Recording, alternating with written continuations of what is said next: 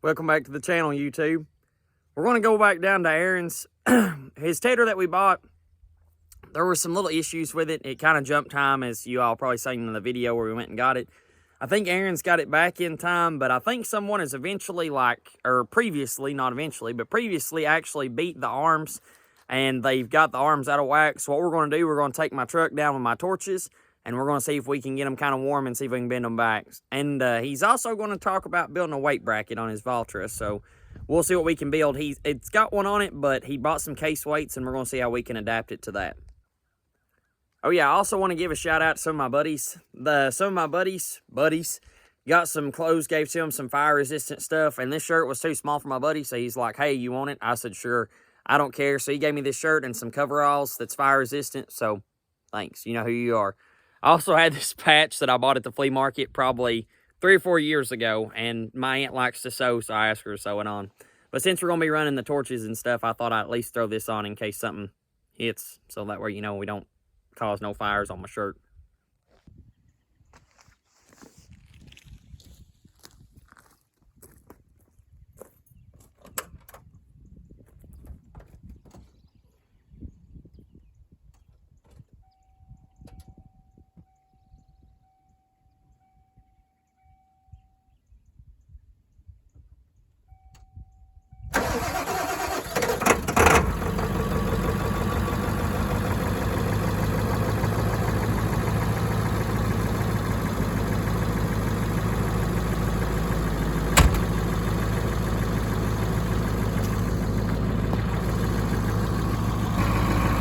Pretty sure I've either blowed a fuse or done something with my glow plugs. My wait to start light's not coming on.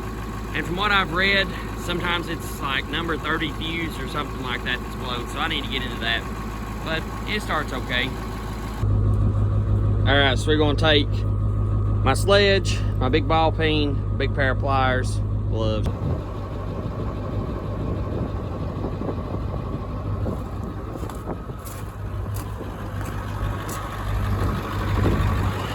That money's been riding there since I've got the truck. I need to just go cash it in. So for those of y'all that don't know, this truck's running a propane oxy setup. It's not running acetylene. I did get some acetylene with it, but the guy that had the truck before me said he used propane a lot more.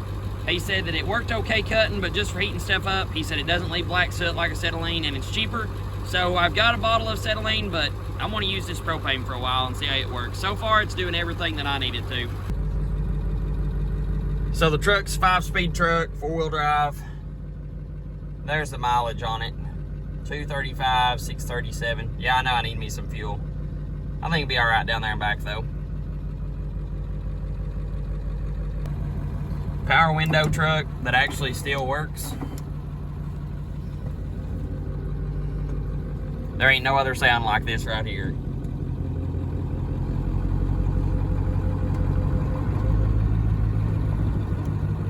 I love whenever you let out the clutch on a 7.3. They make a sound like no other.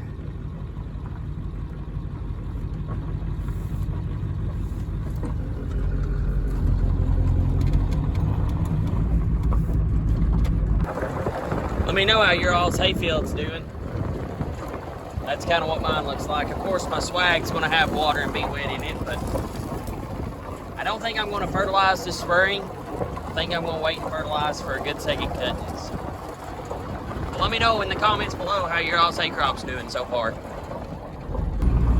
I'm gonna ask your all's opinion about something else too, because there may be some people on here that actually know some stuff about 7.3s. So this truck, whenever it's somewhat semi-cold out, so let's just say 60 and below, the truck will put out a big old puff of white smoke for about 2 or 3 seconds, and then it just goes to a blue haze.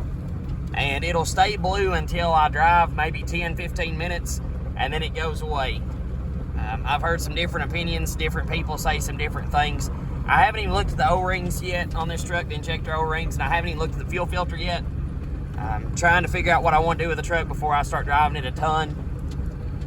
So let me know in the comments below if you know what causes that. The truck runs and drives good, but I've noticed, like I said, it does smoke quite a bit, at least until it's warmed up.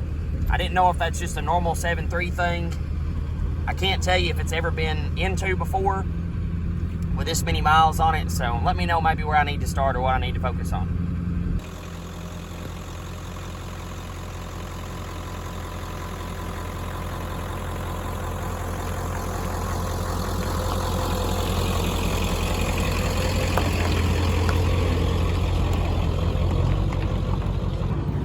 I thought I'd throw that little slow roller in there for you guys.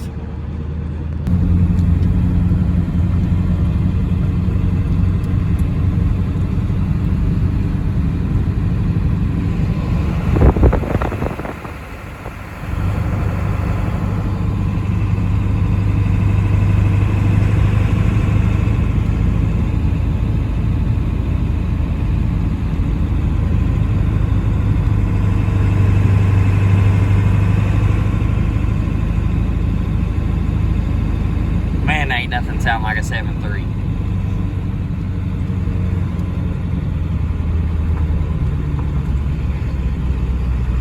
I've wanted a 7.3 pretty much all my life, and I never really thought my first one would end up being this, but sometimes plans change.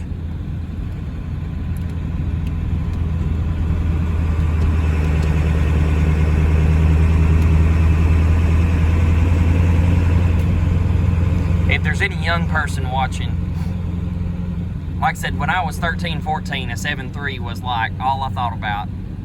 Didn't really get a 7.3 when I thought I would, but I put in the work, got a job, and then ended up getting one. So sometimes just because things don't happen in the time that you think it should happen, don't mean that they're never not going to happen. Sorry for all my English people out there that I just done a double negative for.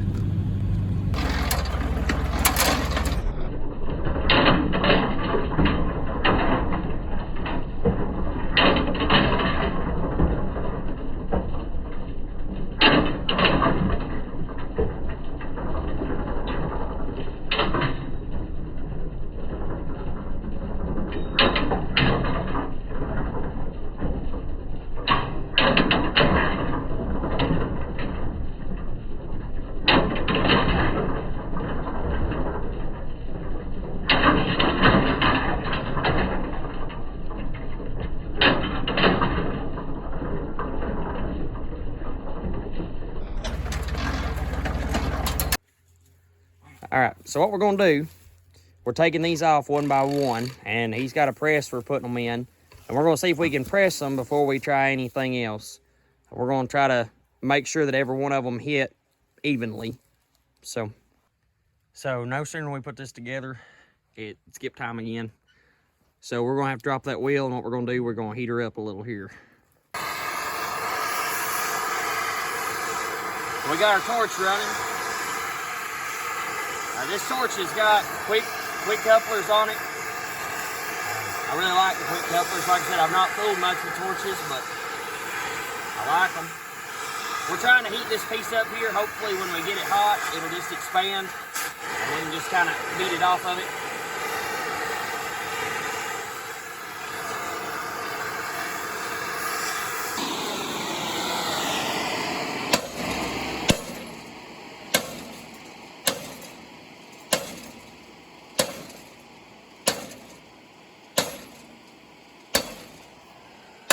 So we got to get that off that shaft right there to get the pat down to put it back in time.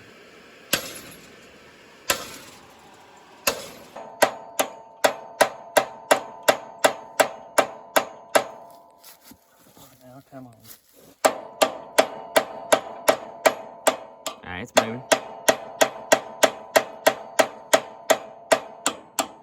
Just kind of a hard place to get a hit on it, but it is moving.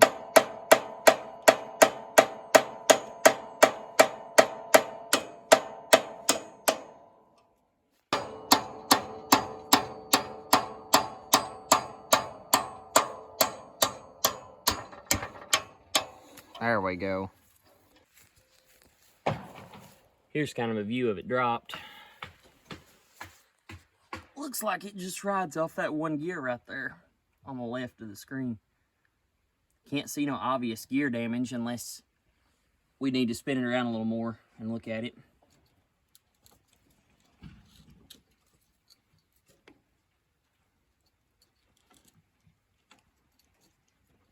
And everything looks fairly good on it. All the teeth look fairly good on here too. Okay. All right, so we have figured out the issue, we think. This gear right here, well, that shaft's still a little warm, once again. This gear right here is actually moving back and forth, and that gear is not supposed to do that. It always pays to check your surroundings and have a parts dialogue or parts catalog. I thought this was looking awful bare back in here, like there was something that belonged there, and Aaron pulled out his parts diagram, and there is a bearing that's supposed to go in there, and that bearing, I guess, is supposed to hold this on like this race right here. You can kind of see where my finger's going in that groove there. And that's actually what's supposed to hold that in rather than a roll pin that holds it in. So if he's got his parts diagram, I'll show you what I'm talking about. Diagram, and you can see the gear that we're talking about, number 5 there. And that's the big ring gear and stuff that goes on the hat. But when you look at number 25 and 12, 25 looks like a shim or a seal of some kind, and then 12 looks definitely like a bearing. So now we're on the hunt for a bearing. Now, once we do find a bearing, we'll end up having to take this whole arm off. Looks like it comes apart right in here with those big nuts. And then we'll have to take a cylinder loose, and the whole arm should come off. That I'd say that maybe pulls out. Not sure, though. We'll have to figure out how our U-joints come apart. What we're going to do, we're going to go ahead and wrap it up on this video. Stay tuned for a part 2 of trying to get a bearing put in. I'll see if I can't come over and help him. Right now, we're going to try to get my torches all wrapped up and everything and get ready to head on home. Hope y'all enjoyed the video, guys. Stay tuned for some more.